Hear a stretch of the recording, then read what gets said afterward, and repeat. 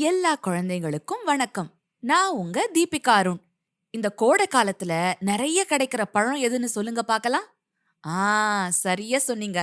மாம்பழம். எனக்கு மாம்பழம்னா ரொம்ப பிடிக்கும். நீங்களும் மாம்பழத்தை ரசிச்சு ருசிச்சு சாப்பிடுவீங்க தானே? அந்தந்த சீசன்ல கிடைக்கிற பழங்களை அளவோட சாப்பிட்டா ருசிக்கு ருசி, சத்துக்கும் சத்து. அதனால மாம்பழம் சாப்பிட பிடிக்காதுன்னு சொல்ற குழந்தைங்கலாம் மாம்பழத்தை ஒரு முறை சாப்பிட முயற்சி பண்ணி பாருங்க. சரி, நீங்க சாப்பிடுற மாம்பழம் மாங்கொட்டைய பூமியில விதைச்சு அது முளைச்சு செடியாகி அப்புறமா வளர்ந்து மரமாகி பூ பூத்து காய்ச்சு பழம் தர எத்தனை காலம் ஆகும் தெரியுமா? சுமார் 7-8 வருஷம் ஆகும். அப்படி பழம் தர ஆரம்பிச்சதுன்னா வருஷா வருஷம் அது தொடர்ந்து பழம் தந்துகிட்டே இருக்கும். எத்தனை காலம் தெரியுமா? 40 வருஷங்களுக்கும் மேல.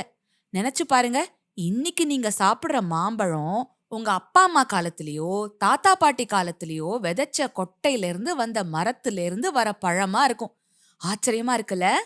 சரி, இன்னைக்கு ஒரு கதை கேட்கலாமா? ஒரு கிராமத்துல ஒரு 80 வயசான விவசாயி தாத்தா இருந்தாரு. அவருக்கு ஒரு தோட்டம் இருந்தது. அதுல பல பழ மரங்களும் தென்னை மரங்களும் இருந்தன. தாத்தா அந்த வயசுலயும் உழைப்பாளிதான். அவரே மண்ணை கொத்துவாரு, மரம் செடிகளுக்கு தண்ணீர் பாய்ச்சுவாரு, எல்லாம் பண்ணுவாரு. ஒரு நாளைக்கு அவர் தோட்டத்துல ஒரு கடப்பாறைய வச்சுக்கிட்டு ஆழமா குழிகளை தோண்டிக்கிட்டு இருந்தாரு. அப்போ ஒரு இளைஞன் அந்த பக்கமா வந்தான். அவன் ஒரு சோம்பேறி. அவனுக்கு வயசானவங்கள பார்த்தா, அதுவும் வேலை பண்றத பார்த்தா இளக்காரமா இருக்கும். என்ன தாத்தா, இந்த வயசுல போய் இப்படி மாங்கு மாங்குன்னு வேலை செய்றீங்க? என்ன பண்றதா உத்தேசம்? அப்படின்னு தாத்தாவை கேட்டான். தாத்தா கொஞ்சம் நிமிர்ந்து மூச்சு வாங்கிக்கிட்டே சொன்னாரு, நல்ல இனிப்பான மணமான மாம்பழங்கள் கிடைச்சது. அது நம்ம பக்கம் இல்லாத வேற ஜாதி மாம்பழம். அதான் அதோட கொட்டைகளை இங்க நட்டுக்கிட்டு இருக்கேன் அப்படின்னு சொன்னாரு. ஏன் தாத்தா, உங்களுக்கோ வயசாயிடுச்சு. இனி நீங்க 2-3 வருஷம் உயிரோட இருந்தாலே ஜாஸ்தி. மாவ நட்டா அது பழம் கொடுக்க 7-8 வருஷம் ஆயிடுமே. நீங்க இருந்து அதை சாப்பிடவா போறீங்க? அப்படின்னு கேலியா கேட்டு சிரிச்சான் அவன். தாத்தா தன் துண்டால முகத்துல வழிஞ்ச வேர்வைய தொடச்சுக்கிட்டே சொன்னாரு, பேராண்டி, அதுவும் அங்க பாரு, அந்த பெரிய பங்கனப்பள்ளி மாமரம் எங்க தாத்தா வச்சது. அவர் வச்ச மரத்துல இருந்து எங்க அப்பா ஆயியும் நானும் என் அண்ணன் தம்பிகளும் அக்கா தங்கைகளும் பழம் சாப்பிட்டோம். என் பசங்களும் பேரன் பேத்திகளும் இன்னைக்கு அதுல கிடைக்கிற பழத்தை சாப்பிட்டுக்கிட்டு இருக்காங்க. நாங்க சாப்பிட்டதுக்கும் மேலா தாராளமா விளையுது. அத அக்கம் பக்கம் இருக்கிறவங்க கூட பகிர்ந்துக்கிறோம். கடையில வித்து பணம் சம்பாதிக்கிறோம். இதோ இந்த பக்கம் இருக்கிற மரம் மல்கோவா மாமரம். அது எங்க அப்பா வச்ச மரம். அவர் உசுரோட இருந்த காலத்துல அது பழுக்க ஆரம்பிக்கல. அவரோட பிள்ளைகளும் பேரன் பேத்திகளும் தான் அதோட ருசிய அனுபவிக்க முடியுது. அந்த பழத்துக்கும் மார்க்கெட்ல நல்ல கிராக்கி. தானே சாப்பிடணும், அனுபவிக்கணும்னா என் தாத்தாவும் அப்பாவும் இந்த மரங்கள நட்டிருப்பாங்களா? அவங்க தந்துட்டு போனத நாங்க அனுபவிச்சோம். அது மாதிரி நானும் என் சந்ததிக்கு நல்லது பண்ணிட்டு போகணும் இல்லையா? அதுதானே பெரியவங்க நமக்கு செஞ்சதுக்கான நம்ம நன்றிய நாம காட்டுற மாதிரி இருக்கும். நான் வைக்கிற இந்த விதையிலிருந்து வர பழத்த நான் சாப்பிடாட்டா என்ன? என் புள்ளைங்க, பேரன் பேத்திங்க இவங்க சாப்பிடுவாங்கல்ல. எங்க தாத்தா வச்ச மரம்னு சொல்லிப்பாங்க இல்ல? அதுக்கு தான். அப்படின்னாரு பெரியவர். அந்த இளைஞன் தான் கேட்டது தப்புன்னு தெரிஞ்சுக்கிட்டு, தன்னோட தப்ப உணர்ந்து, அந்த தாத்தா கிட்ட மன்னிப்ப கேட்டுட்டு, அவர்கிட்டேருந்து இன்னும் கொஞ்சம் கொட்டைகள வாங்கி, பக்கத்துல அவனும் நட ஆரம்பிச்சான்.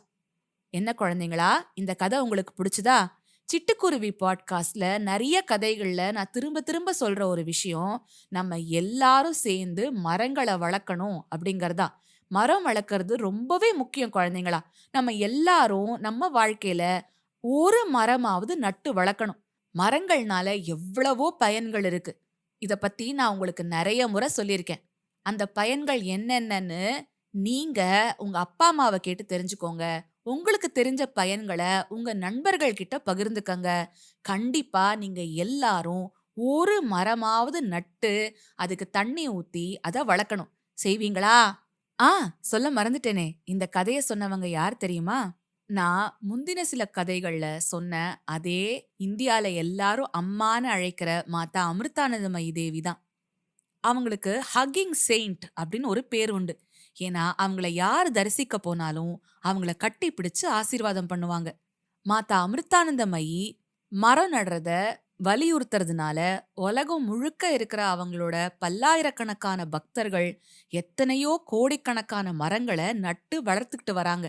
இந்த மாதிரி எல்லாரும் சுயநலம் இல்லாம மரம் நட்டாதான் வருங்காலத்துல இந்த உலகம் பசுமை நிறைஞ்சதா இருக்கும்.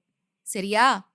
இன்னொரு கதையோட நான் உங்கள சீக்கிரமா வந்து சந்திக்கிறேன். அது வரைக்கும் சிரிச்சுக்கிட்டு கிரிச்சுக்கிட்டு சந்தோஷமா இருங்க.